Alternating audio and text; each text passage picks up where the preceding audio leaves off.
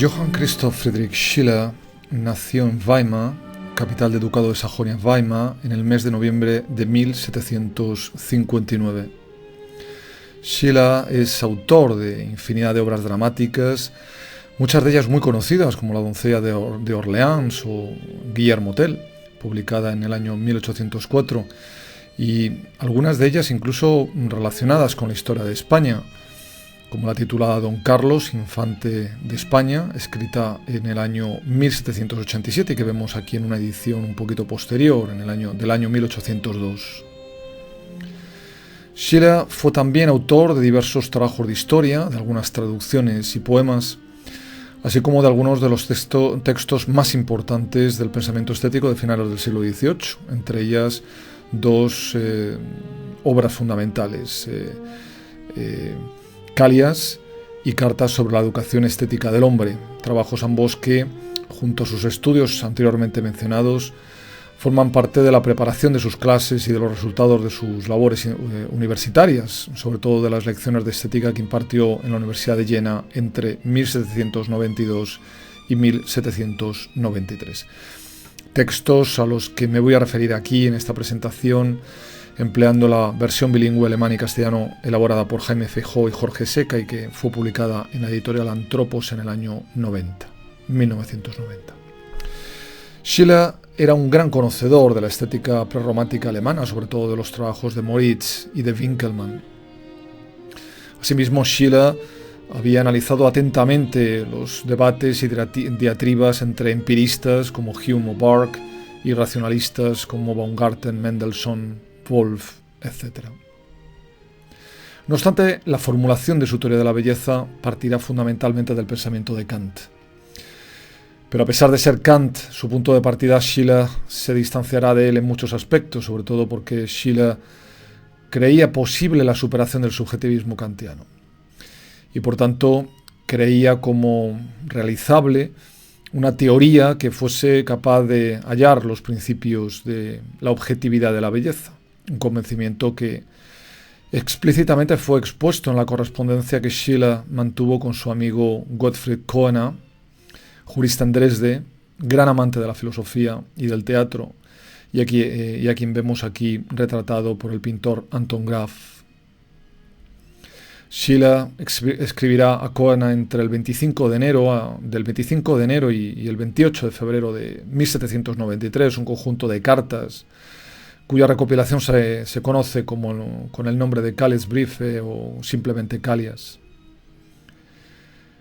Como decía anteriormente, Schiller intentará a lo largo de estas cartas establecer objetivamente un concepto de belleza, afirmando estar convencido de haberlo conseguido en su carta a Koehner del 21 de diciembre del año 1792, y en la que le confesaba lo siguiente: creo haber encontrado el concepto objetivo de la belleza, que se cualifica eo ipso, es decir, por sí mismo, como un principio objetivo del gusto y del que Kant desespera.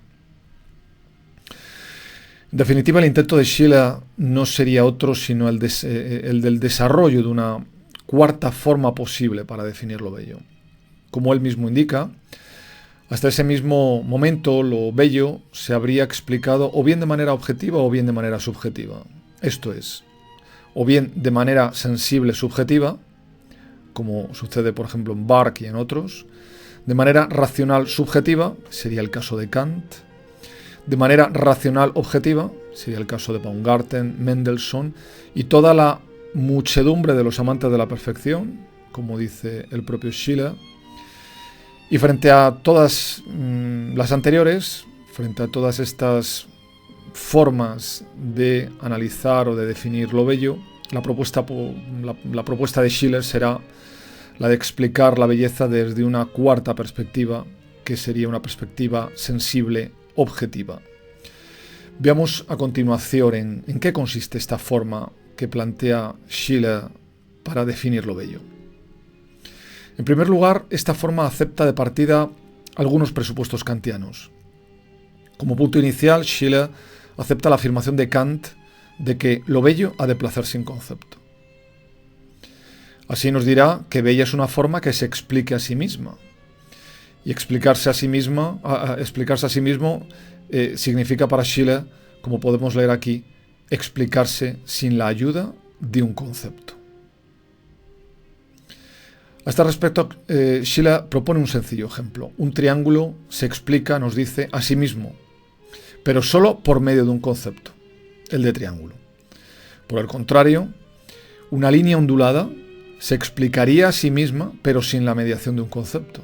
No podemos extraer un concepto de este tipo, de esta línea, de este grafismo. Bella podría decirse entonces, en opinión de Schiller, aquella forma que no exige ninguna explicación, o bien aquella que se explica sin concepto.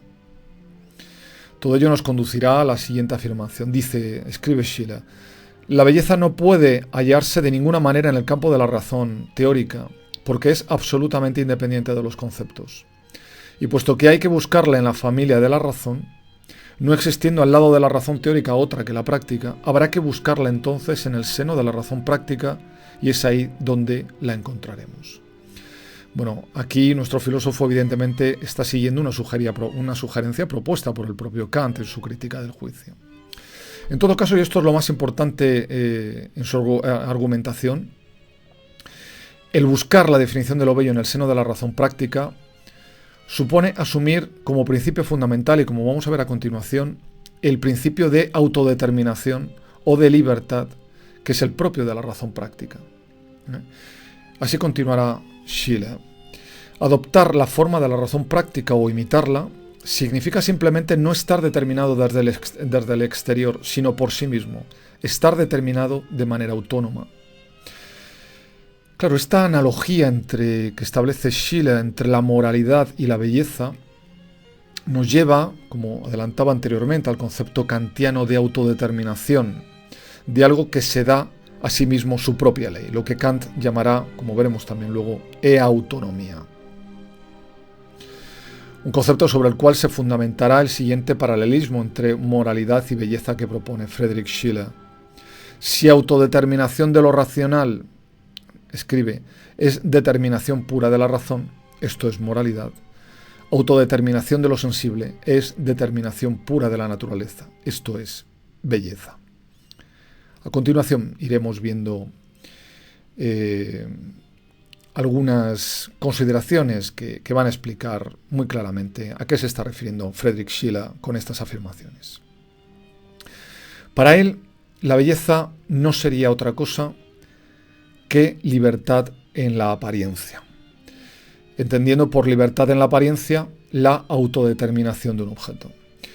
Por supuesto, decir que la belleza es libertad en la apariencia implica afirmar que es libertad aparecida, manifestada en el mundo sensible.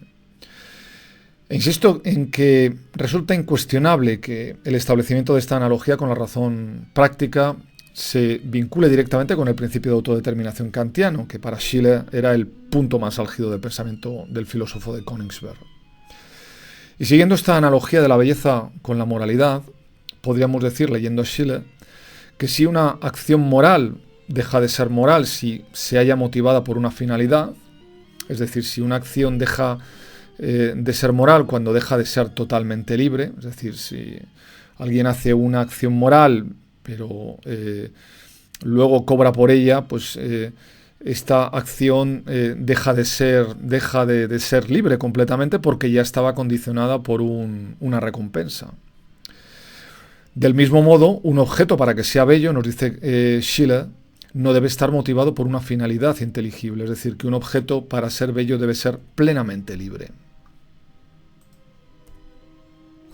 Así como podemos apreciar en este fragmento, un objeto deja al momento de aparecérsenos libre tan pronto como descubrimos el principio determinante de su forma en una de ambas causas, ya sea que haya adquirido esa forma por mediación de una fuerza física o de una finalidad inteligible. Pues entonces el principio de determinación no se halla en él, sino fuera de él, y ese objeto está tan lejos de ser bello como lo está de ser una acción moral, cualquier acción motivada por una finalidad.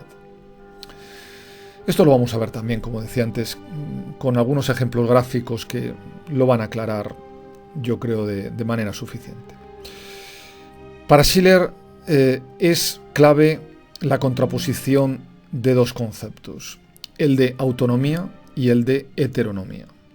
El objeto bello ha de ser autónomo. El objeto bello ha de estar determinado solo por sí mismo, es decir, que no debe verse afectado de heteronomía.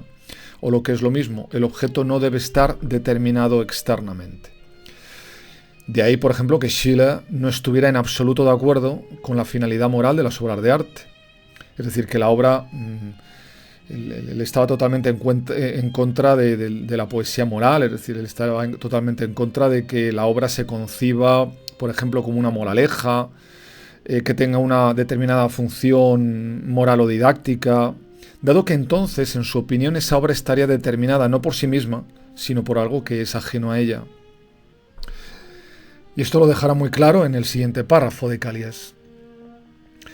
Si establecemos que con un objeto dado perseguimos una intención moral, la forma de ese objeto estará determinada por una idea de la razón práctica, es decir, no por sí mismo, y el objeto se verá aquejado de heteronomía. Y de ahí resulta que la finalidad moral de una obra de arte, de una acción, contribuye en tan poco grado a su belleza. Para aclarar este aspecto, podríamos recordar varios de los ejemplos que propone Schiller. Uno muy simple es el que tiene que ver con los movimientos. Un movimiento pertenece a la naturaleza de un objeto, escribe nuestro filósofo, si emana necesariamente del carácter específico de la forma del objeto. Colóquese, nos dice, un pesado caballo de carga junto a un ligero corcel español. La carga que el primero acostumbra a arrastrar le ha robado la naturalidad a sus movimientos, de tal manera que, aunque no lleve un carro del que tirar, camina tan fatigosa y torpemente como si lo llevara. El ligero corcel, por el contrario, no ha sido nunca acostumbrado a aplicar una fuerza mayor de la que él mismo se siente impulsado a exteriorizar al hacer uso de su máxima libertad.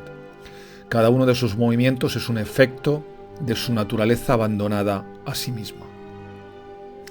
Otro ejemplo que yo creo que es muy claro y que yo creo que va a simplificar y aclarar prácticamente todo lo que hemos comentado y que tiene que ver con la jardinería. En esa misma carta podemos leer lo siguiente. Escribe Schiller: si un jardinero poda un árbol hasta lograr una figura circular, nos disgusta la violencia a la que se lo somete y nos complace ver cómo el árbol, en virtud de su libertad interna, destruye la técnica que se le ha impuesto. A lo largo del tiempo, se entiende. La técnica es siempre algo extraño, cuando no surge del objeto mismo, cuando no es idéntica a la entera existencia del objeto, cuando no proviene de su interior, sino que se introduce en el objeto desde el exterior. Y de hecho es algo muy parecido a lo que Rosenkrantz, años más tarde, afirmará en su Estética de lo feo, al afirmar que lo bello en general es la manifestación sensible de la libertad natural y espiritual en una totalidad armónica. Una afirmación esta de Rosenkrantz, en coincidencia con Schiller, con la que ya quería terminar esta primera presentación que hemos dedicado al pensamiento estético de Friedrich Schiller, para en la segunda parte tratar de ver ya cómo todas estas ideas sobre lo bello las vamos a poder ver aplicadas al análisis de las obras de arte.